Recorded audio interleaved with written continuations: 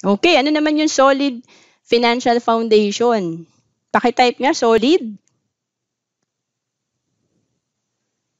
Ayan. So may tanong dito, no, is your house built on a strong foundation? May bagyo last year eh.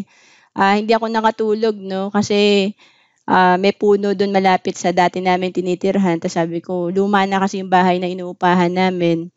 Sabi ko, baka naman mamaya masira tong bahay namin, no? So, yan, no? Pag may hangin, may lindol, bumagyo, matibay kaya yung bahay natin, no? Yan. So, hindi matibay kapag talagang luma na siya, no? Or mahina ang pundasyon. So, ganun din po sa ating financial foundation, no? Kailangan matibay siya. May sinusunod po tayong guide, no? Sa IMG. May guide po sila.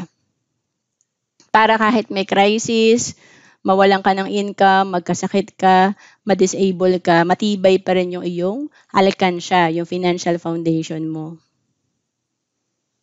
Ayan. So, ito po yun, no? Ito yung tinatawag na solid. Hindi lang siya basta pundasyon, kundi solid, no?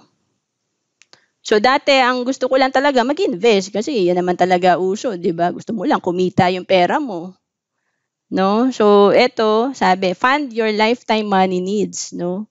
Tama naman 'yun.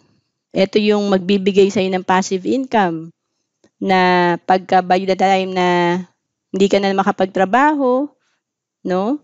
Ito na yung magpo-provide sa'yo ng income. Know the right investment diversification strategy to make wise money decisions. Of course, ang investment natin, tinuturo yan sa Workshop 3 sa IMG. Inaano natin yan, hindi natin nilalagay sa isang product lang.